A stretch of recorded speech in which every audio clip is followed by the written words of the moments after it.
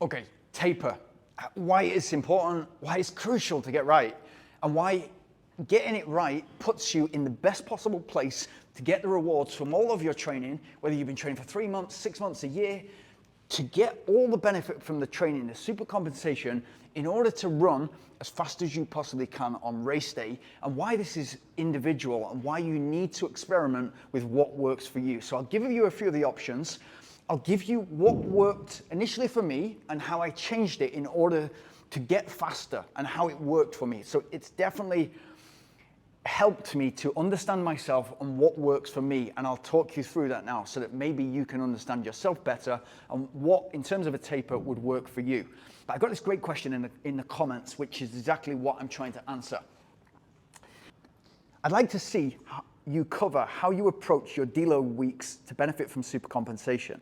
How often would you recommend programming these in?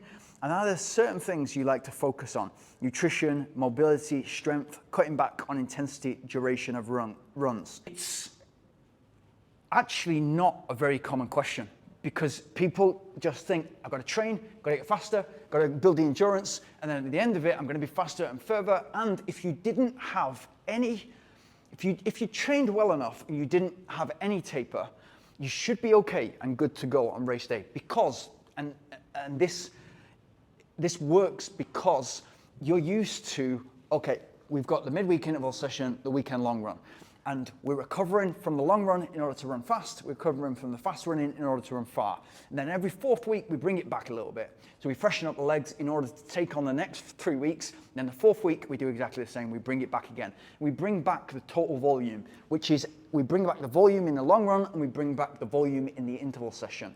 So it makes sense that if you didn't taper at all, and this is important to realize, if you didn't taper at all and you just had that 4th sort of bringing it back week and then you raced, you should be in a pretty good condition.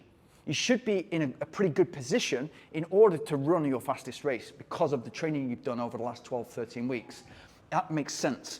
But an optimal way to do it is this.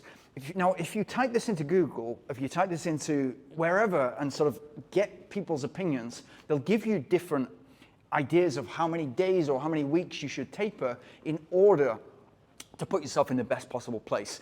And people will often say, okay, reduce by 30%, reduce your week's volume by 30%. For me, what I've experimented with and what works for me is, and this is another important point of what we need to understand, and it helps us, when we understand this very deeply, it helps us to be disciplined. And that's the key point within freshening up the legs, within doing the taper. You're anxious, you've got a race that's coming up. You don't know if you've done enough in your training. You don't know if you need to do more. You feel like you can do more. And also you're chomping at the bit and therefore, and as your legs freshen up, you want to do that extra session and think that that's going to make you a faster run. It might make you a couple of minutes faster on race day. It's the discipline and the confidence, which are the important 2 parts of you sitting back and just thinking, you know what, I have total trust in the process of me doing the training, backing off a little bit, tapering, reducing the volume, keeping the intensity, and then we go. And we go hard on race day. Because we're training our bodies to run as fast as we possibly can on one single morning.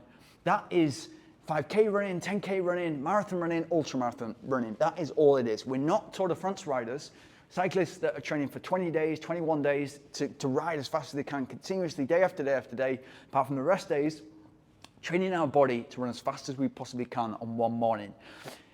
You'll find that 3 weeks, if you Google this, you'll find that 3 weeks, on the 3 weeks to go, reduce the volume by 30%, and then exactly the same the next week, and then on the final week, you should be down to sort of 20 to 50% of what you're doing. It will be different to how you feel and how fresh you feel. So getting to know your body is part of the process of training, part of the body's process of you trying to get as much speed out of your body in one race as possible from the training. So you become very well in tune with yourself. So you know what felt a little bit too hard on an interval session. You know what felt a little bit too far on a long run. And so you get to know yourself really quickly. And often people will say to you, what do you think about when you're running? If you're doing a hard session, you're thinking, how can I get the very most out of this rep? are my glutes firing? Do my calves feel strong?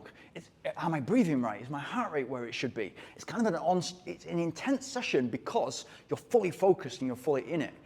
With an easy run or recovery run, you can it's very meditative for me. I can go for an hour run or a 50-minute run, and I can feel super comfortable with my loop. I'm just enjoying the nature. Of course, I'm checking my body. Has the interval session gone in? Has the long run gone in? But it's much more comfortable and calm, and I get to be in my own thoughts. So that's really, really important to think about. What is important with the taper is that you reduce the volume, but you keep the intensity. So the secret here is think of the key sessions, the interval session and the long run. That's where you get in the super compensation. The recovery runs and the easy runs, maybe you're doing a recovery run that's 6K, an easy run that's 8K, or you might be doing 30 minutes or 40 minutes for your recovery run, 40 minutes or 50 minutes, for instance, for your easy run. You might bring those back 5 or 10 minutes, but you still want to improve or enhance your recovery. So I still keep those the same. What I bring back in the final 10 days, and I'll get to the final sort of 10 days and why it's important in a second, but you want to reduce the interval session. So I might get to a point where I'm doing 5 times 10 minutes at marathon pace, or 5 times 10 minutes at sort of ultra marathon pace, 100K pace plus 10% or plus 20. And then on that final sort of 10 days, I'll bring those sessions down to about 20 to 30 minutes of volume. So half the volume, and that freshens my legs. Still the same intensity. I'm still running as quick during the intervals, but that freshens up my legs. With the long run, I might have got the long run up to 25K, 35K, 45, 50K. I've never gone more in a training session, apart from racing and using those races as training. I've never gone further than 50K. But I might take that then and just say, do you know what? 20K or 25K is enough. How do I feel?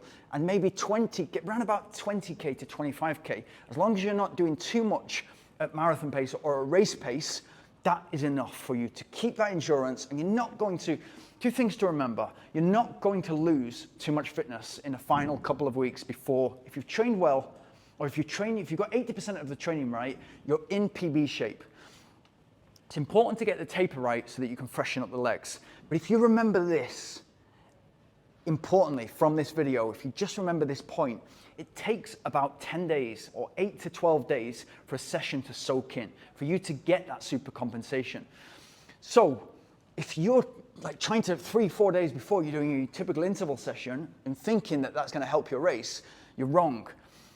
It's good to keep that zip in the legs, but reduce the session. Reduce the session so you don't have that tiredness, because you're not going to get the super compensation. So you're just going to make yourself more tired for the race, which is going to mean fatigue will come before it should during the race, or way too quickly, or even from the start, and you're not feeling zippy in your legs. Then if you'd backed off, had the confidence, trusted the process, and then really gone for it. I hope that helps.